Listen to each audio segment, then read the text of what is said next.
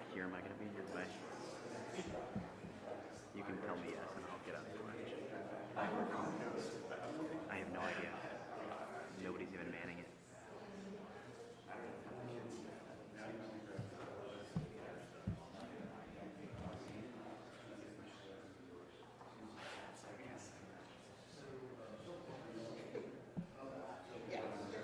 Okay. I mean, you got a better job than I do, so if you have to shut me out, feel free. I just don't want to keep getting on the side. Yeah. He's not, I don't think he's consistent. You know the answer. Get rid of the cat. You were right about that. You gotta be good. Yeah, take up with about 2 hours. I mean, yeah, dude, they get like pay or something. But it's just all I was looking up like what happened. yeah, After we cut this or something. yeah, I forget. It's been a while since I thought about it. This came up like 2 years ago. I remember looking at this like not So it's not like a federal government shutdown. right. And then I looked up, but there isn't some cases where they like say lose on the credit rating. Right, I can see kind of like those agencies. I find it like old dogs. They're more like cats. They just lie there Yeah. and they want to be petted and they don't want to jump on you or like get on you. Yeah, actually, like I was like past like for years. Yeah. Well, This is just people doing resolution after resolution. Interesting. it's all dogs on mission because Yeah, last night was like this one. 5 people there and we'll all be like, oh, I'm like, They all weren't on like, I'm the nicest person ever. I'm allergic to cats. Hey, I think that's fair. That's fair. I'll use my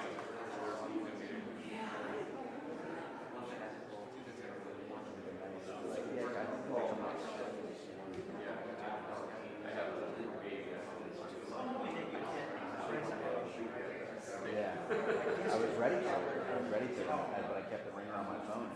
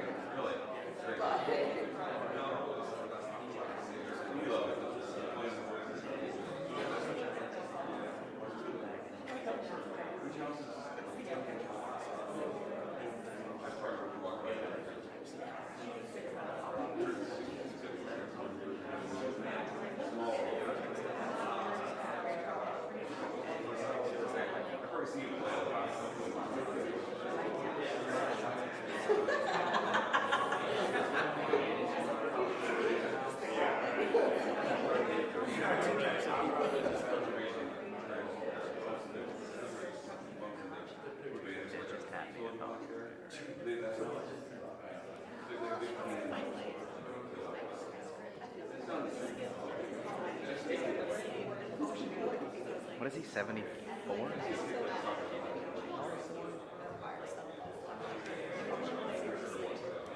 I doubt it. Like, I'm in between those two gaps there, and so, like, I get 5 hours of I think My problem is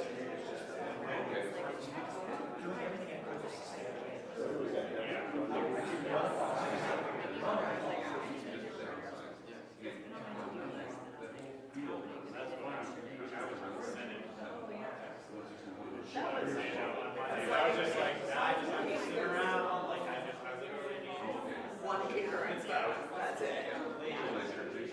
I went to an Eagles game. I did enjoy your weeks during that time. Like the pool is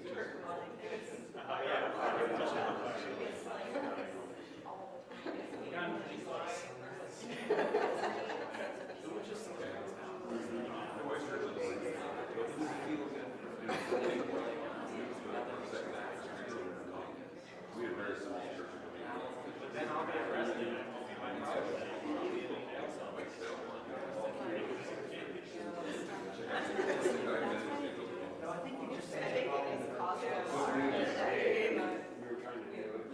We've learned so much about this sort of like contact recently. I mean, I think like after the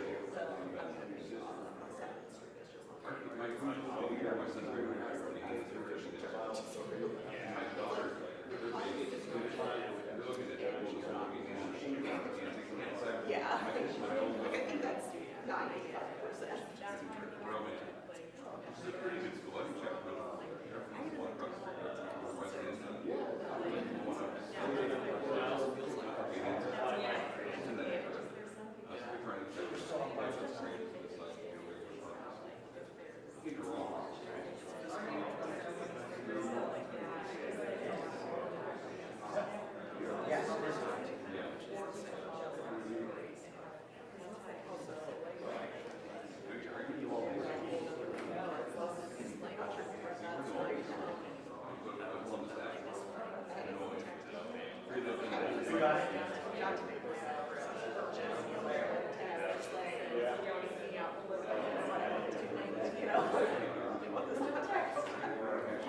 It's like, oh, it's kind of a story, right? I don't have to look. Just looking at it. Yeah.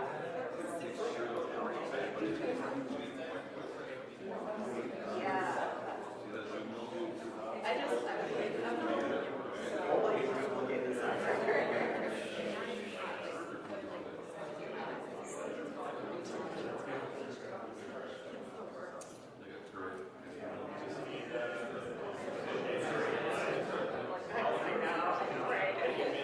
First world problem, there's one newspaper in Ohio that we don't have access to.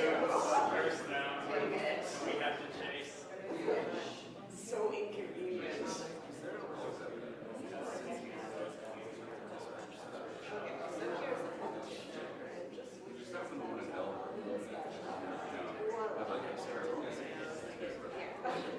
Also, if you're really committed to the project, but say today, I think they're launching that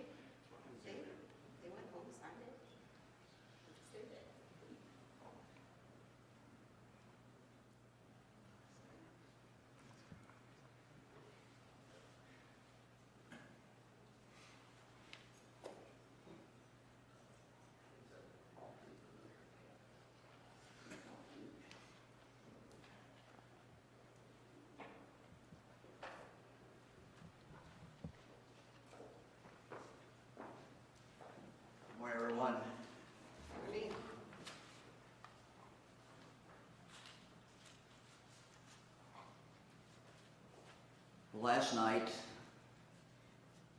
I guess early this morning, I signed a 2-year budget, a historic budget, a budget that invests in Ohio, a budget that invests in the people of Ohio, and a budget that invests particularly in our children. It is a bipartisan budget. This budget passed in the Senate 32-1, passed in the House 84-13. Those votes are very significant. That fact alone, I believe, is very significant. Yes, we have differences. Yes, we have debates. Yes, we have disagreements, and we'll have them in the future.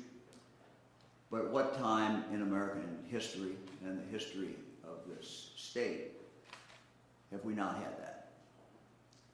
But this budget speaks to what pulls us together. And it reminds us that we have so much more in common than the things that pull us apart. It is a strong budget. It is a budget that is focused on our future. Budgets always reflect priorities. And I learned a long time ago that budgets, that policy is driven so often through budgets. That what you invest in is what you value. This budget reflects what we value. It is a budget that builds on the budget that we had 2 years ago. It is a budget that builds upon that and takes it to a much higher level, and I'll talk about some of those areas in a moment. My first, and so far only, State of the State. We will have another one, right, Scott? Sometime, I think. Yeah, and so am I. This is your 19th budget, right? Yes, sir. It's time, one of the things that I said in that State of the State, it's time for us to invest in our children, in our workers, in our roads, our bridges, our infrastructure, and in Lake Erie, and in our state parks, and our other natural wonders. End of quote. This budget does that. As I said, that State of the State, it's time for us to invest in ourselves, our people, and to invest in our future. And this budget does that.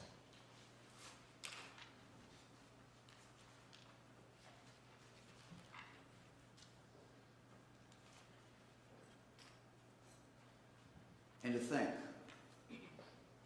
that we have done this while coming out of the worst health crisis in 100 years, that we've come out with this very, very strong budget. This has been a crisis that has upended our state, upended our country, upended our economic and our social way of life. We made the tough choices very early on. We cut spending. We froze hiring. We did what we had to do, as Ohioans always have. We are a resilient, we are a tough, we are a strong people. The fact that we're able to have this budget and be able to invest in the future is a result of what we did early on.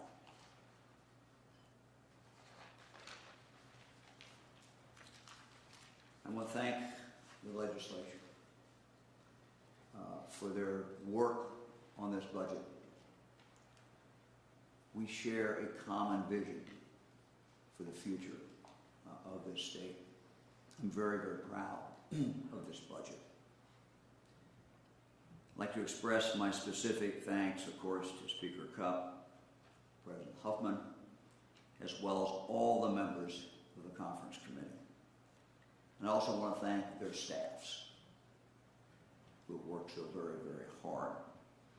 They're not seen, but we see the results of their work. We are joined by several members of the committee today, including Chairman Oslager, Ranking Member Sykes, Representative Phil Plummer, and Senator Teresa Gavarone. I also want to thank Chairman Dolan, Ranking Member Crawley, who aren't with us this morning. We thank all of them for their great, great work. I want to talk about several of the areas that I think are very, very important. Lieutenant Governor Houston will talk about others. Let me start with children. This is a children's budget. This budget invests, for example, $13 million to pay for lead control and abatement work in homes throughout Ohio. It focuses on not only lead in homes, it focuses on lead in lead pipes, and that is an unprecedented amount of investment that we are making. Second, $20 million will go towards expanding the Ohio START program, which is a program that I launched when I was the Attorney General. It provides specialized services to families, particularly children who have suffered victimization due to their parents' drug use. This is a program that has worked, and we are expanding. The budget also invests $24 million to bring Wendy's Wonderful Kids to every county in Ohio. This, again, is a program that works. It helps children who have been in foster care the longest find permanent, loving homes. Since Ohio implemented this program, more than 1,000 children have been adopted through Wendy's Wonderful Kids. In essence, what it does is it guarantees that in every single county of this state there will be one person who will focus their exclusive time on finding homes for foster care children. That's significant. This budget invests $20 million in a new initiative to implement evidence-based programs that keep kids out of foster care. One thing we hear often from former foster youth is that a helping hand could have prevented them from coming into care. These funds will help establish programs to provide the helping hand, whether in the form of mental health or parenting support services or just basic connections to basic necessities. These investments and others align with the recommendations of our Children's Services Transformation Advisory Council, which I formed in 2019 to help reform the foster care system. This is a work in progress. We are not there yet, but we are making significant investment and changing things. Collectively, budget investments to fulfill the recommendations of this advisory council now total more than $37 million in new spending over the biennium. Again, I thank the legislature for giving us those funds. This budget also expands on the historic level of funding for the state child protection allocation to Ohio's 88 county public children's services agencies. When we took office in our first budget, we doubled the amount of money. This budget builds on that and adds additional money, and I thank the legislature for that as well. This budget will also aid in our overhaul of our training, technical assistance, and professional development programs for children's services for the workers, the people who are out there every single day. This overhaul will help refocus professional development on the use of best practices and uniformly across all 88 county public children's service agencies. Our goal is to change the system, and we're making progress. As Ohio recovers from the pandemic, it's also critical to continue to support Ohio's school-age children, K through 12. Investing in children allows us to strengthen our future workforce and our economy, and is investing in our future, and is investing in the most precious thing that we have, and that is our kids. This budget will invest over $20 billion over the biennium in state funding for K through 12, $20.6 billion. This is record investment. This record state investment is a $1.7 billion or 8.7% increase over the prior biennium and will support the education of Ohio's 1.7 million school children. This budget also provides Ohio families access to more educational choice options than ever before. Again, I'm grateful for the inclusion of student wellness and success money inside of the legislature's school funding formula. When I first proposed in the last budget that Ohio set aside funding for wellness, our goal was to ensure that schools were focused on providing these important services to our children. Physical and mental health services, after-school program, family supports, all are just examples of ways this funding has been used and can be used. All of these are vital to the success of our children. Under the legislature's new funding plan, these services are built into the formula. Schools will be notified of how much of their funding is dedicated to student wellness, how they're doing on that. And we will be able to keep track of how that money is specifically being spent. Let me make it very, very clear. Law also will give Ohioans very clear reporting on this. I look forward to seeing the innovative things that schools choose to do with this funding. I'm thankful that our partners in the legislature and schools recognize how important these services are to our kids and to our families. This money will have to be spent for those items. Next, to attract and support high-quality charter schools. We have some high-quality charter schools. We want to replicate them. We want to see them expand the top. To attract and support high-quality charter schools to Ohio, this budget will increase the Quality Community School Support Fund to $108 million, which is $54 million per year. To access these funds, charter schools must meet rigorous academic, good standing, and financial criteria. Next, to prepare children for kindergarten and encourage good reading habits, the budget supports the Governor's Imagination Library. I want to thank the legislature for their continued support of this initiative that reaches children 0 to 5, puts a book in every home. I want to thank my wife, Fran, for her leadership in regard to this. When we started, I think we were at around 13% of the kids in the state of Ohio who were receiving these books, 0 to 5, that age group.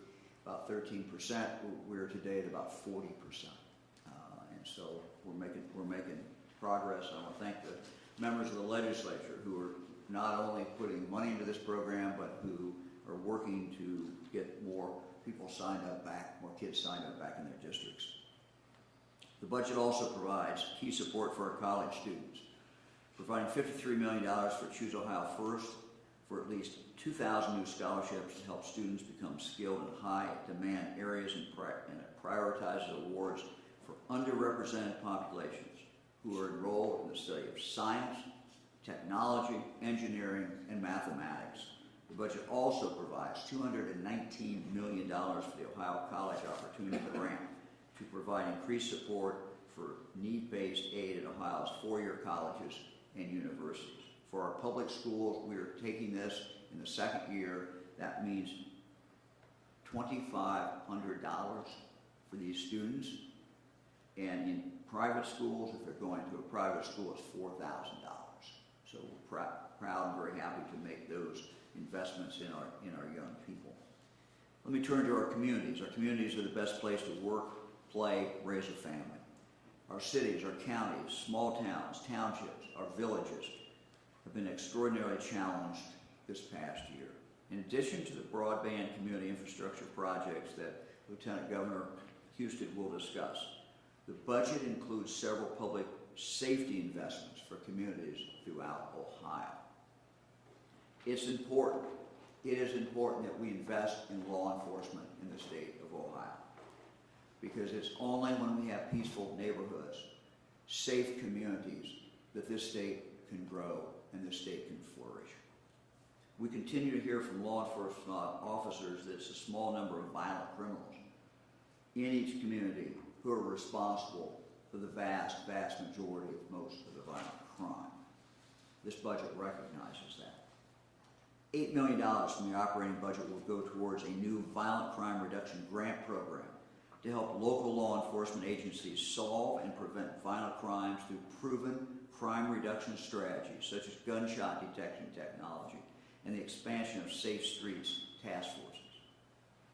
Next, to combat violence in the streets, we need to ensure that our law enforcement agencies are fully staffed with diverse officers and that we are recruiting the best that we have.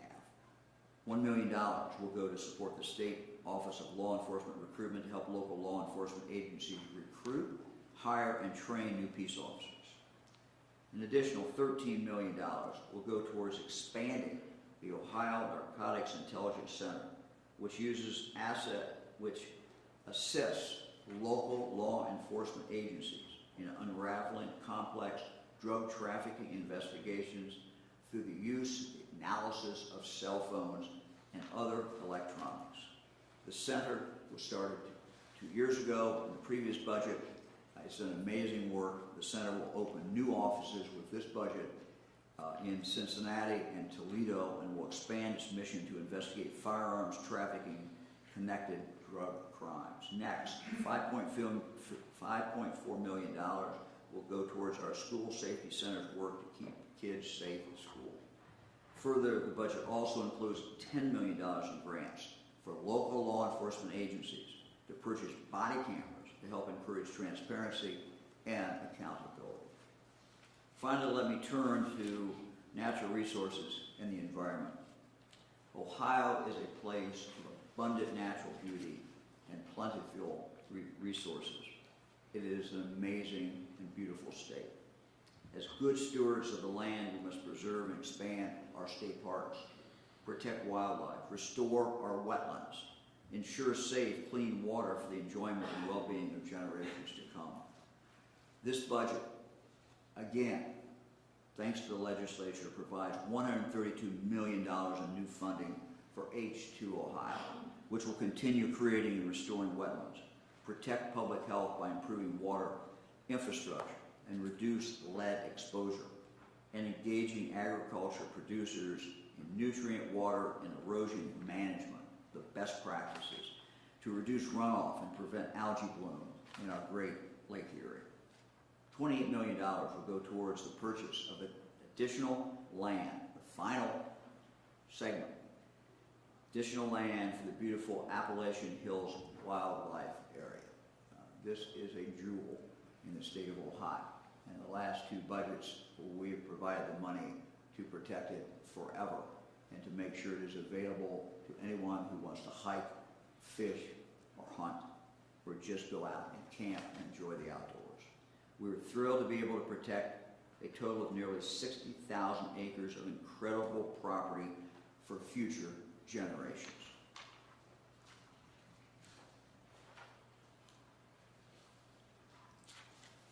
In summary, before I introduce the Lieutenant Governor, this is a budget that invests in Ohioans.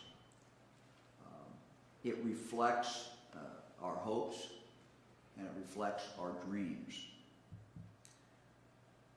Our goal, a goal that we all share, is that every child who grows up in the state of Ohio, no matter who their parents are, no matter where they grow up, will have opportunity to realize their own version of the American dream.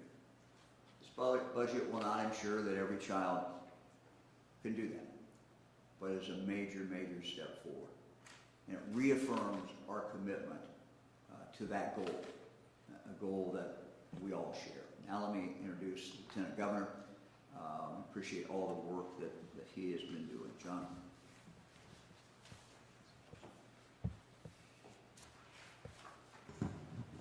Thanks, Governor. It's great to be up here with all of my friends in the General Assembly. We worked, I know you've all worked very hard at this, and we appreciate your hard work. It was a long and winding road, as every budget is, but it's balanced. I think a lot of times the public doesn't know that. When they see all of the spending that's going on at the federal level, they need to know that their state budget is balanced and that we didn't have to dip into the rainy day fund, our savings account, and that their priorities are funded. And it invests in the people and the things that they need, as the governor well documented, in our kids, in education, in job training, public safety, and infrastructure, and also, because of sound management over the course of time, tax relief that makes Ohio more attractive to people, investments, and job creation.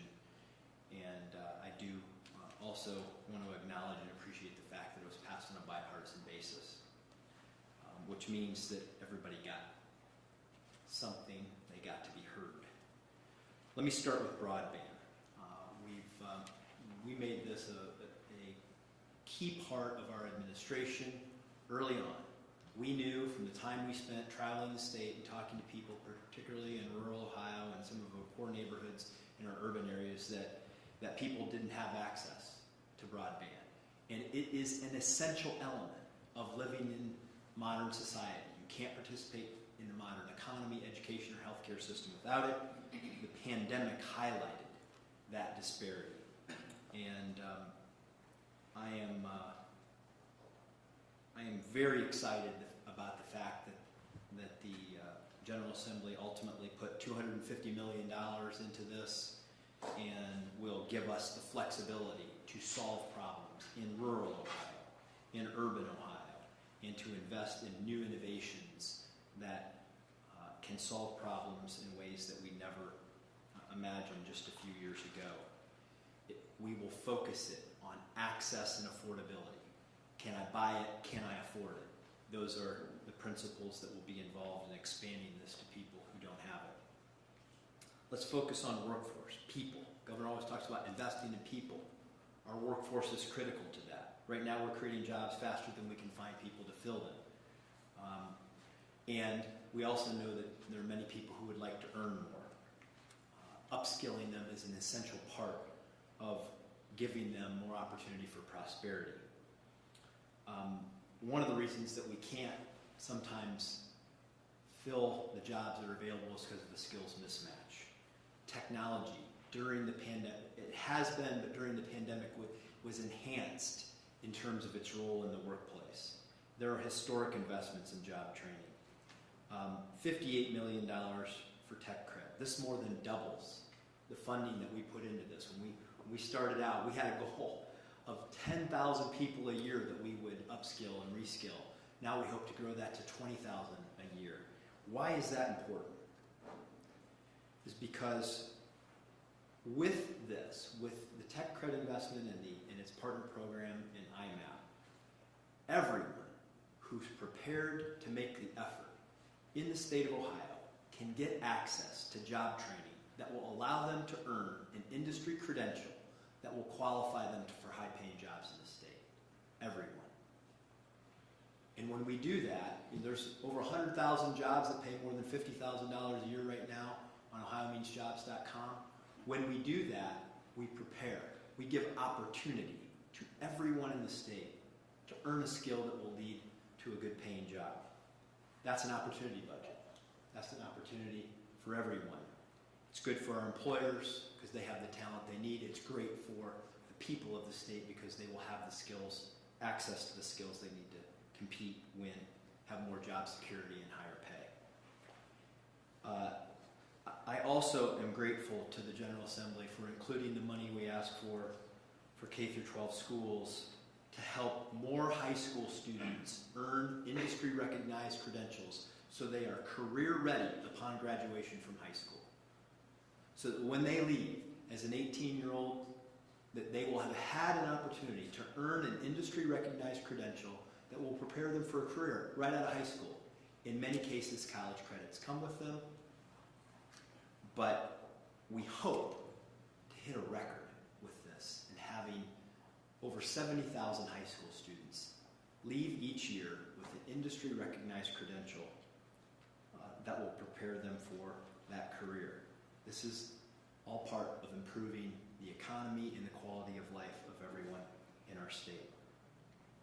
Additionally, money in there, we appreciate the money included for brownfields. It was part of our economic recovery package that we talked $150 million for demolitions, $350 million for the redevelopment of brownfields.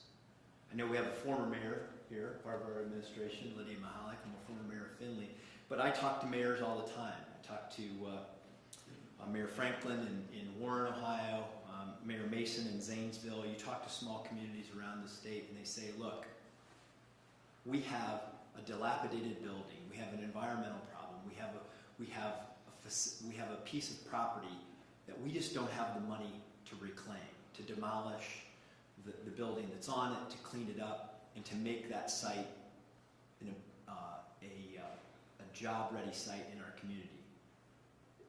Ask any mayor of some, particularly our small and mid-sized cities, and they'll tell you they have properties they cannot clean up, and that if we could help them do that, it could be a cornerstone of revitalization in their communities. This budget does that. It invests and allows those things to happen. Let me also focus on, if I could here for a second, find one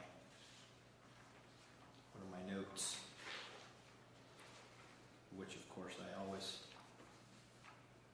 lose when I'm doing this. I want to make some comments on what this does for our economy. I got a little bit ahead of it with those two things, with those two items. But I mentioned that it provides tax relief for all. Or I will mention that it creates tax relief for all. But let me just say this. We have a historic opportunity in Ohio right now. A couple things have happened in the world. The pandemic occurred, which meant that people began to more and more work from their homes. That they decided that living on the coasts, in many cases, was too expensive either to live or to do business. We have global instability in Asia, politically and otherwise, that creates an opportunity for many reshoring opportunities in our country right now. So we have people who are looking to relocate, businesses that are looking to make new investments in states that are more business friendly, and we have a global supply chain problem, and they're looking to America as a place where they can reshore. And there were several things included in this budget that are important to that. And let me start with tax relief. Every single person is going to get tax relief in the state of Ohio in this budget. But there are also some additional provisions in the budget that will allow businesses and venture funds that invest in their people to deduct the wages that they pay their people from their capital gains liability, which makes Ohio more attractive to investment, which means that people won't need to leave to look for a better state to invest, that they will be attracted to Ohio. And I believe, fundamentally believe, that Ohio is the go-to state in the Midwest now for business investment. And that's going to mean more jobs and more opportunity for the people of our state. This budget does that through that effort on taxes and through other things like a change in policy so that we can attract some of these mega projects. The mega project legislation will give companies the ability to receive a 30-year, an extension of a job creation tax credit to up to 30 years if they meet the following criteria.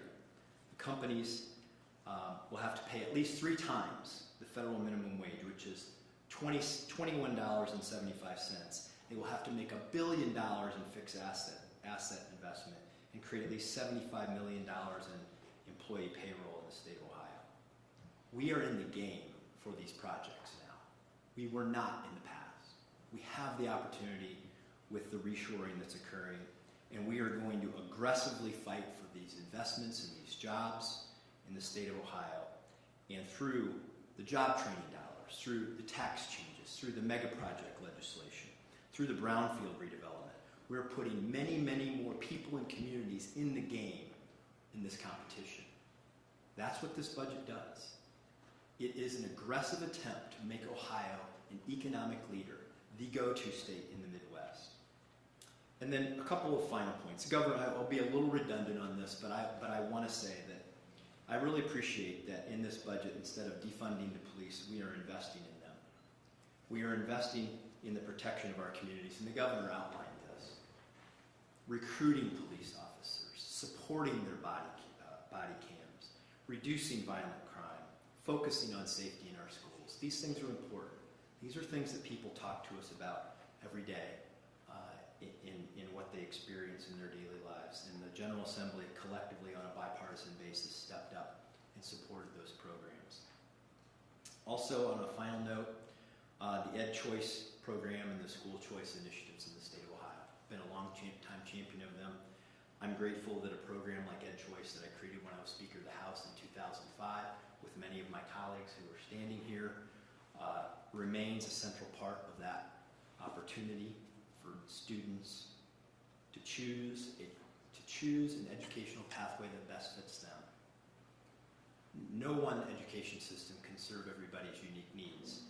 In Ohio, we have a menu of options that are really important to children and families in their daily lives, and I appreciate the General Assembly's continued commitment to that.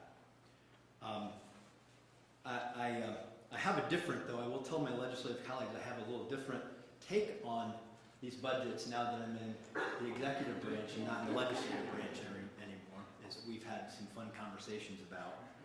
But once a budget's done and you're a member of the General Assembly, it's relief.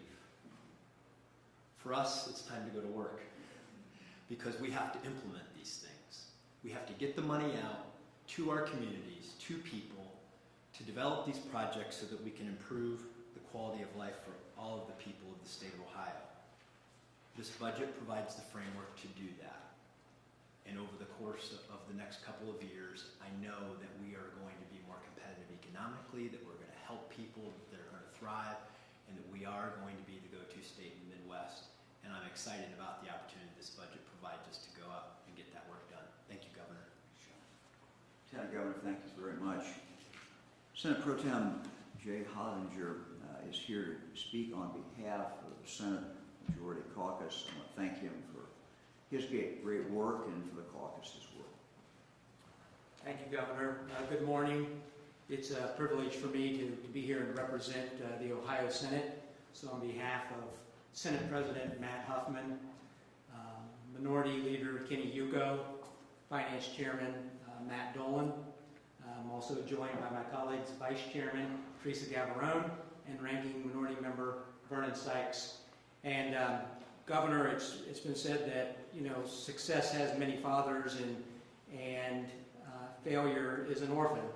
And as you can see, this budget has many fathers and mothers, and but clearly, as Governor, you're the lead architect. It starts with you, and you highlighted just a few. Believe it or not, that's just a few of the investments and priorities that we have made.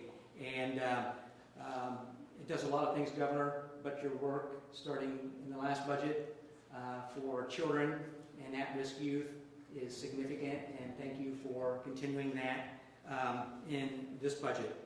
I've said before, I'm kind of the new kid on the block compared to Chairman Olslager.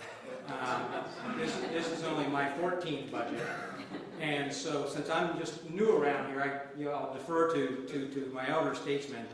But I've often said that the budget process is the process of allocating disappointment. Because there's always people that are unhappy. There's always people who say we should have done this or we should have done that. But the budget process, as you've heard from the Governor and Lieutenant Governor and others, it's also a list of our priorities. And it is a process also of allocating joy and hopes and dreams. And from my perspective and my 14 budgets that I've worked on, this is second to none. This budget can be labeled a lot of things. It is clearly pro-family. It is definitely pro-child. It's a pro-growth budget, as Lieutenant Governor Husted has mentioned. It's pro-education. It's pro-veteran. In short, it's pro-Ohio. And one of the things that we are proud of, and particularly in the Ohio Senate, is that it also provides the law, in addition to historic investments, the historic investments in children, the historic investments in K through 12 education, the historic investments in those things that are important to Ohioans, it also provides the largest personal income tax in Ohio's history.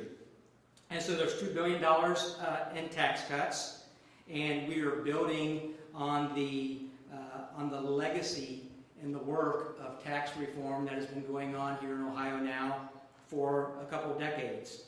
$1.6 billion in personal income tax cuts. Lieutenant Governor Husted spoke of the fact that every single Ohioan will receive a tax cut, 3% across the board. And for those individuals who are making $25,000 or less, that's been raised from $22,000, so up from $22,000 to $25,000, those individuals are receiving a 100% income tax reduction. And that is 125,000 additional Ohioans that now have zero income tax burden in the state of Ohio. We eliminated another bracket. We went from 5 brackets to 4. Just a few years ago, Chairman Olslager, we were at 9. Today, we're at 4. And we have lowered the highest marginal rate from 4.79% in Ohio, now down to below 4% at 3.99%. And so while we're making great investments, we also are recognizing that this is the people's money first. And we have been empowered by our constituents to reflect their priorities. And this budget does that. And we do it in substantial ways. So I will conclude, Governor, by saying thank you to Lieutenant Governor. I also would be remiss, we have David Reedy here and Ray DeRossi and some of our Senate staff. Thank you all for the phenomenal work that you do as well, and our entire team, and Chief of Staff John Barron. But Governor, we have a comprehensive budget. It's been mentioned, it's balanced, it's bipartisan, and given the fact that we're in a hyper-partisan environment today, and when we see what's happening in Washington, D.C., that is a marvel in and of itself, and it's something that we should be proud of. This is a budget that will serve Ohioans well, and it's one that we all can be proud of. Thank you. Senator, thank you very much. Next, I'd like to welcome the chairman of the Ohio House Finance Committee, Scott Olslager, who will speak on behalf of the House Majority Caucus. Thank you, Governor. It's an honor for me also to represent my House colleagues and joined today by my Vice Chair, Phil Plummer. We spent many hours around the table together trying to work this out. At its heart, a good state budget is about people. It's about funding the priorities we all share and investing in what works. It's about being fiscally responsible and protecting tax dollars. It's about helping Ohioans keep more of what they earn with personal income tax cuts. It's about investing for tomorrow and laying the foundation for Ohio's future. And all of this and more is what we've accomplished in Ohio's new state budget. This budget is balanced, as was mentioned, and fiscally responsible. It includes the Fair School Funding Plan, whose one of the authors is here today, and more to improve education opportunities for all children. This budget will make Ohio more competitive to keep and create jobs. It will provide quality care for seniors and our most vulnerable citizens.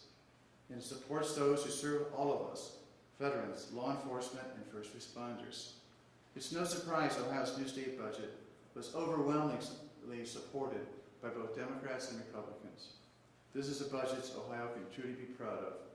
Of course, none of this could be possible without the help of many people.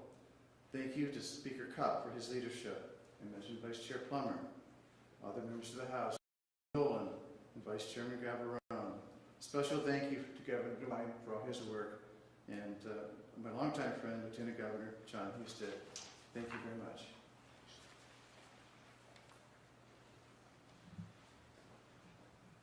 Well, I'm certainly also grateful to the Cabinet, to our senior team, to the public servants across Ohio who have worked tirelessly over the past year in the fight against COVID, and to the team of the Office of Budget and Management who've been working on the budget for more than a year. So let me now introduce Director Kim Mernicks and thank her and her team for their work. Good morning. Thank you, Governor. Happy Fiscal New Year, everyone. As Governor DeWine and Lieutenant Governor Husted, Chairman Ulslager, and Senator Honiger all stated so well, this is a fantastic state budget. As we close the challenge of fiscal years 2020 and 21 and begin the new 22-23 biennium, the state of Ohio's fiscal outlook is strong. Our economy is quickly rebounding to our firm pre-pandemic position, and the results of the decisive actions taken by Governor DeWine to prioritizing saving lives so we could save our economy are apparent. More Ohioans are going back to work, lower unemployment rates compared to the nation, and employers are hiring in every community across the state. Last night, OBM closed fiscal year 21 with tax revenues $1.5 billion above the yearly estimate. That was led by both categories of our sales tax. This strong rebound from 1 year ago is the direct result of Governor's conservative decisions. It is clear that the strategic measures to manage the pandemic head-on, both from a public health and a budget standpoint, have worked. Planning this budget was not easy. The economic indicators were constantly changing, seemingly daily. And as the governor indicated, OBM started working on this budget over a year ago. But one thing has remained certain, and this past year has demonstrated this without a doubt, that our economy is closely linked to the health of our residents. We have stemmed the spread of the pandemic with the vaccine, and consumers have returned to our retail stores and restaurants, sparking growth.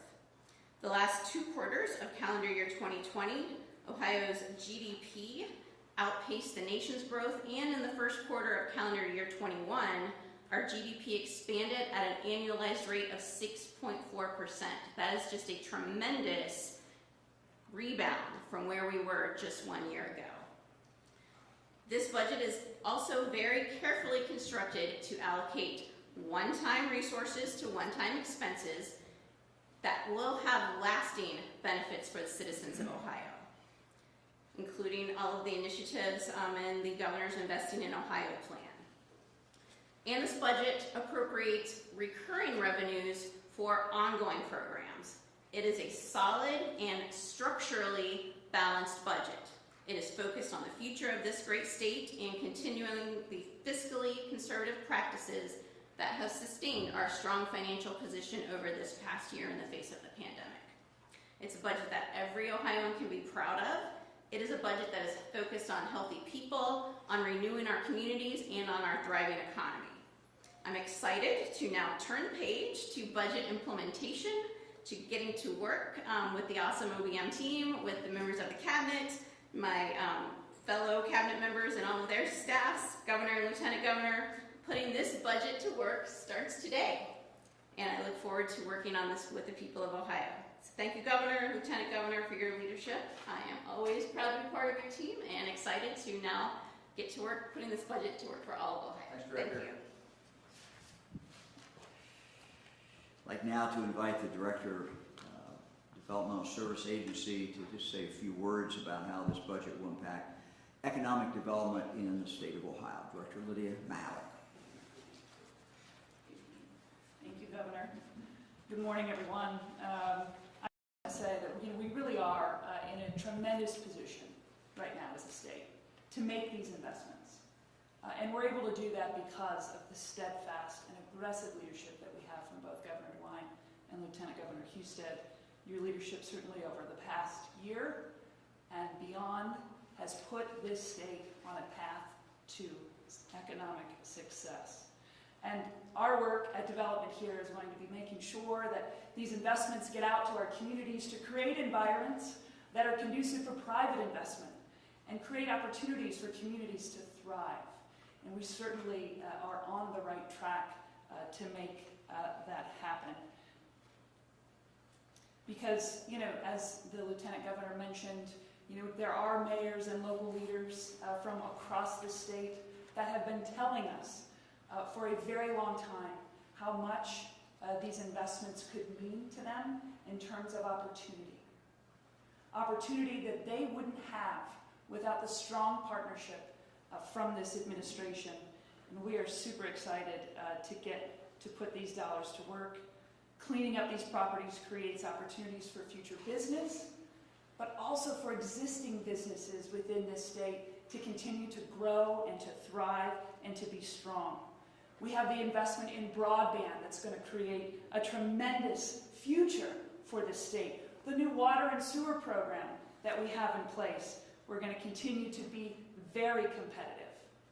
We're definitely leading in the Midwest, and I would say both Governor and Lieutenant Governor, we're going to continue to be on the growth pattern to lead in this country for this private investment that creates opportunity for our citizens. I want to thank the legislature for your work in this. And Governor, you are correct. The things that matter most are not the things that we get to do individually, but they're the things that we get to do together. And I'm anxious and going to move with a sense of urgency because that's what you tell us to do. And we're going to put these dollars to work for the state. Thank you so much. Director, thank you very much. To both directors, I know the first checks will be going out later today, right? Absolutely. To the local communities. We are in a hurry about these things. Finally, let me talk more about the importance of our investment in broadband. Is Phelan Donahue, the chair of Innovate Ohio. Hi, good morning, everyone. I'm here today in my capacity as the board chair of Innovate Ohio. Under the leadership of Lieutenant Governor Husted and Governor DeWine, Innovate Ohio is advancing innovation and entrepreneurship across our state. As technology proliferates, our ability to be competitive in a global market will be essential to the future health and happiness of our citizens. Innovate Ohio is fortunate to have an incredible board of advisors made up of some of the brightest entrepreneurs, venture capitalists, and technologists in the state.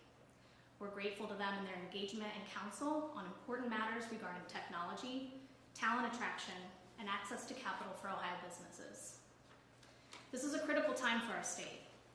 Fueled by the pandemic, talent and capital are fleeing from the coast and searching for a new home to grow and prosper. This budget reflects tax policies that will allow Ohio to attract and retain some of the most innovative companies in the world and create high-paying, future-ready jobs across our region. And perhaps most importantly, this budget also provides critical funding for broadband access. This supports our teachers, our freelancers and creators, and students at any age looking to skill up or find a new career. It also provides our future entrepreneurs and innovators across the state resources that they'll need to grow up and change the world. Leadership matters, and Ohio entrepreneurs are fortunate to have a governor and lieutenant governor who understand the needs of the business community and the importance of a vibrant economy and entrepreneurial ecosystem. So thank you, Lieutenant Governor, for your creativity and leadership at Innovate Ohio, and thank you, Governor DeWine, for your support for innovation and Ohio entrepreneurship. Thank you very much. We're open for questions. Governor, can we discuss the detailed message on the COVID penalties give back, your rejection of that? Why do that? And secondly, what would be your message to those businesses that did follow the rules, that did follow the restrictions during COVID? What does that say to them? The vast majority of Ohio businesses did phenomenally well during this pandemic. They did everything in their power to keep their employees safe. They did everything in their power to keep their customers safe. And I just cannot thank them enough for what they've done. Businesses were directly involved in coming up with the protocols for our bars, for our restaurants, for our retail establishments, for manufacturing, and on and on. They played an integral part in this. There were just a few, really a few outliers who time after time violated the rules, did not take care of make sure that their customers were safe. These people were cited by our liquor control agents. In some cases, they were cited time after time after time. So it really is not fair, or would not be fair, for the 99+% of retail people who did a phenomenal job, who played by the rules, did everything they could to keep their customers safe, for us to turn around right now and the few who had to be cited by our liquor control agents to say to them, there's no consequences for what you did. That would simply not be right. Governor, you also... It would send a horrible, horrible, horrible message. Governor, you also vetoed Senator Teresa Gavirone's language dealing with Medicaid procurement contracts going forward. Could you give us an idea of what kind of debate was going on in your office, and in particular, what you were hearing from Northwest Ohio on this? Well, let me just say the Senator does a phenomenal job representing not only her constituents, but the state.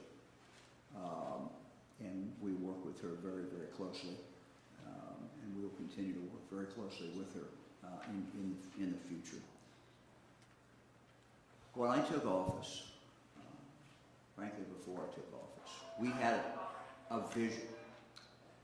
Our vision was to literally transform Medicaid in the state of Ohio. Our vision was focused on the millions of people who depend on Medicaid for their medical care. Our vision was focusing on prevention, focusing on the individual, so that that individual's medical care would be tailored to that particular individual. I hired a director specifically to carry out that vision. We have bad indicators, and I won't go through them all. But if you look at where Ohio is in regard to health indicators, we've not historically done that well. I felt we had to do everything within our power to change those numbers, to make it a healthier state, so that people could grow and live their version of the American dream. And so we put together a new procurement protocol where we're going to hire companies, and those companies needed to buy in to our vision. And not only did they need to buy into the vision, they needed to have the ability to carry it out. And two very, very essential things. It was important that we award contracts to companies that could demonstrate the ability to meet the medical needs of Ohioans. We went through a process that has taken a while. We now got the results back from that process. We cannot do anything to delay the movement of Ohio forward and the movement to change Medicaid in Ohio. And anything that gets in the way of that is not good. The process that was set up was a process that focused on quality, focused on an understanding of our mission, and focused on the ability of the company to carry out that mission. I set the broad goals, and then I stood back. And the process went through, and it was an objective process, and the results came in from the objective process. And we had winners, and we had losers. The process worked. It was an objective process. It was a process that was done the right way, from not only a legal point of view, but done the right way from the point of view of trying to get the help and care that we need for Ohioans and a focus on prevention.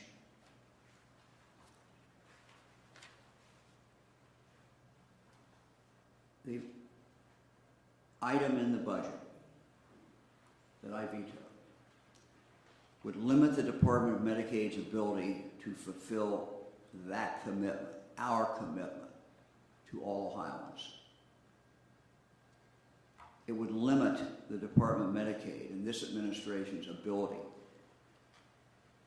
and our commitment to children, to their parents, to physicians, to counselors, to nurses, and all of our healthcare professionals to provide a system of accessible, quality health care. The language that we veto, the language that I veto, would require Medicaid to award contracts to certain companies without requiring that they demonstrate the ability to meet the medical needs of Ohioans. The reforms started under the DeWine-Houston administration are poised to save the state of Ohio hundreds of millions of taxpayers' dollars. They are poised to increase transparency and accountability. They're poised to better connect Ohioans with needed care and provide additional support for children. And I want to note this. It's very important. We will provide additional support under this plan, under this new bidding, to children with complex behavioral health needs, as well as adults with chronic conditions. The item that we vetoed put at risk the overall, put at risk the overhaul of a carefully designed plan to improve the lives of the most vulnerable Ohioans. That is why we took this action. Yes, it was not an easy decision. And it was probably one of the more difficult decisions that I've made as governor of the state of Ohio. But the people elect me to make tough decisions.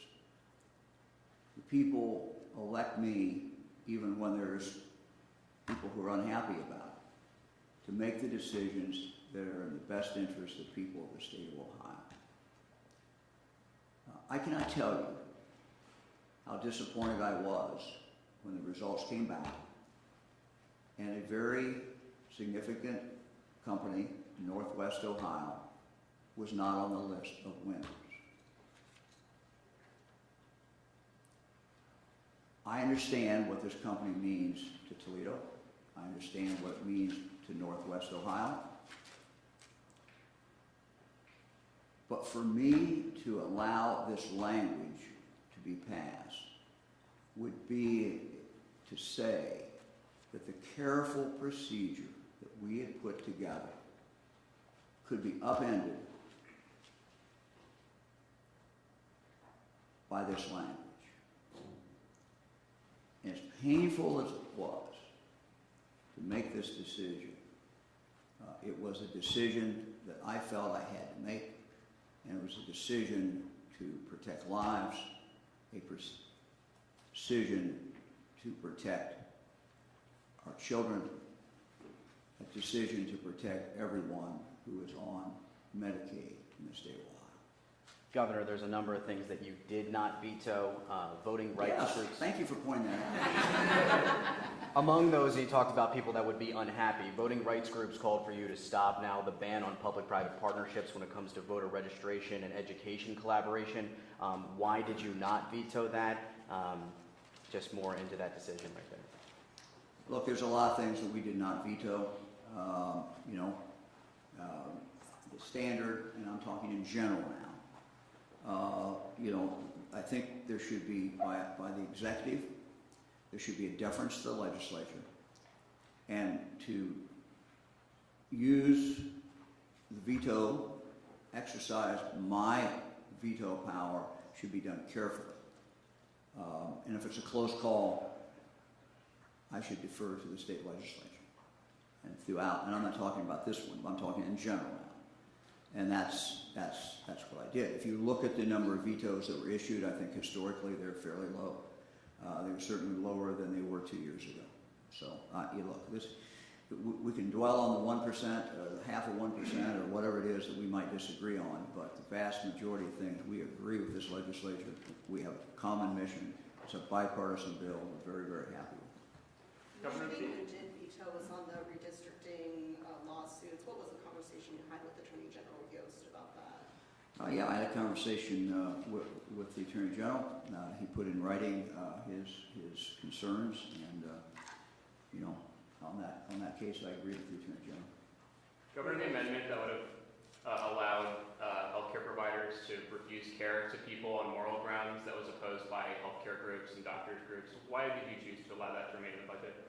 Yeah, I think first of all, I think we have to respect people's rights and people's ability to make those decisions. Let me also say that in the real world, most of those rights, and most of the time, those rights are not only being recognized and exercised by medical professionals, but they're being accepted by other medical professionals. That is the way the world generally works. This basically put in statute and codified what is happening anyway. Your observation of we haven't heard you talk much about the school funding plan up to this point because your focus has been elsewhere. Just generally your observation of that plan and your hopes for the future. This is a start for that. This is not the end of it. This is really just the beginning of many, many changes. Could you talk about that, your point of view? Yeah, sure. Thank you very much. We're happy with the way this came out. We're happy with the new plan. I congratulate those who have worked so very, very hard on it for so long. We also have in the budget additional opportunities for families who want to exercise their choice. And I think that is good. So this budget accomplishes two things at once, which are frankly sometimes very difficult to do. So I congratulate the legislature in getting that done. For one thing that I was, adamant about, felt very strongly about, the legislature has supported in the past budget. They supported in this budget. They did it a little different way, but where they put the money. But the end result is that we have a significant amount of money that's going to schools for wellness dollars. They can only be spent for wellness dollars, and there's more accountability in this budget. So I think it's an improvement. I'm very happy with it. On childcare, Governor, what thoughts do you have on the compromise that was in the conference report on step up to quality? Yeah, look, I mean, I think that, let me just talk about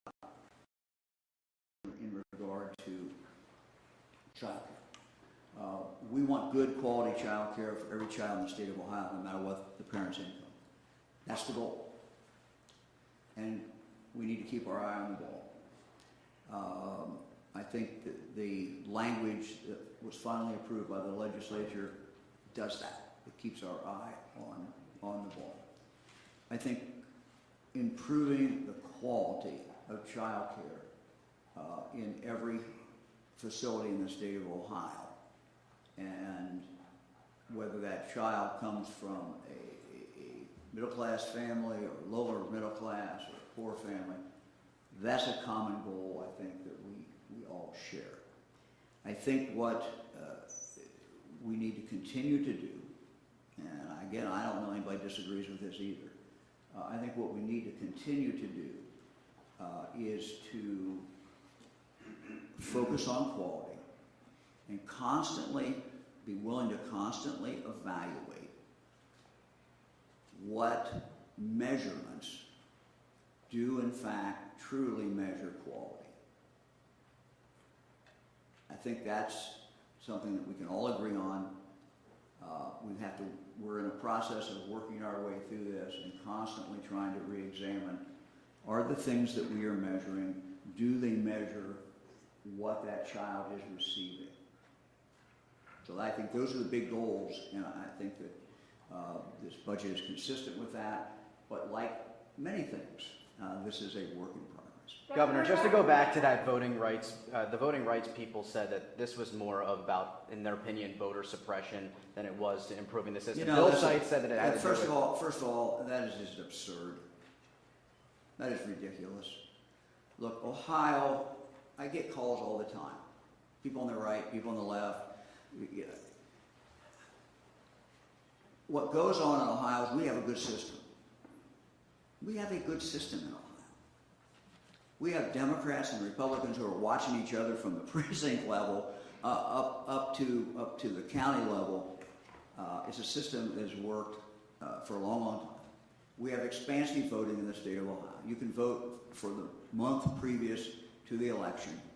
You have ample opportunities to go to the Board of Elections and vote. You have ample opportunities to cast your absentee ballot. You know, many, many years ago when I voted for the first time, if you wanted an absentee ballot, you had to say, oh, there's a reason. You had to have some reason. You're going to be out of town. You're sick. You're in the hospital or something. Not true today. You want an absentee ballot? They'll get you an absentee ballot. So while we may have some disagreements among maybe even the people up here about exactly how this works, we have a pretty darn good system in the state of Ohio. And, you know, we're going to continue that good system. We know how to run elections in Ohio. We've had good secretaries of state. And, you know, well, you know, I said we've had good secretaries of state. And I'm not just talking about one. But we've got a long history of running elections in this state, and so we do a good job. Who else? Can I add something? Yeah, former Secretary of State. Yes, every single piece of data is publicly available. They have access to it. If they want to run their own get out the vote efforts, they have access to the data. Ohio is a very transparent state when it comes to this. It has nothing to do with voter suppression. That's an absurd thing to say, that this would create any voter suppression in the state of Ohio. We're tired of those false claims. Governor, back to Andrew's question about the medical conscience claim. I'm sorry, I can't see you over there. But the medical conscience thing that's in the budget, back to that. You've been an advocate for public health all this time. And a lot of health people are saying that that could open up the floodgates for people being discriminated against medically, and for people who are looking at Ohio as a potential place to come, if they think they might be discriminated against with medical care, is that an issue? People are not going to be discriminated against in regard to medical care. We have a vibrant medical care system in the state of Ohio. We have great doctors, we have great nurses, we have great systems. And I had the chance that no governor ever has to watch that for the last 15 months. I saw it up close. I saw it up close and personal. I saw doctors. I talked with nurses. I saw our great hospitals and was on phone calls with our hospitals all the time, with our local health departments. We have a good system in the state of Ohio. I will go back to what I said a moment ago, that this simply puts in statute what the practice has been anyway. And the practice has been, if there is something that you know, let's say the doctor is against abortions, the doctor is not doing abortions. If there's other things that maybe a doctor has a conscious problem with, it gets worked out. Somebody else does those things. So, you know, this is not a problem, has not been a problem in the state of Ohio, and I do not expect it to be a problem. We have time for one more question. Governor, there was protesters out at the State House earlier this week hoping that you would veto the line item that would put more restrictions on abortion clinics and providers. What was your reason for keeping this in the budget? Look, I agree with what was in the budget. Yeah, we love the First Amendment. I've probably seen more protesters this year than any governor ever has. I'm sure I will see more in the coming days. And you know, I grew up in Yellow Springs, Ohio, where we had protesters every week, literally. And it's great. We love protesters, so it's all good. Thank you all very much. We have a strong budget. Budget's investing in ourselves and our future and in our infrastructure. Again, I want to thank the General Assembly for this great work. Thanks, everybody.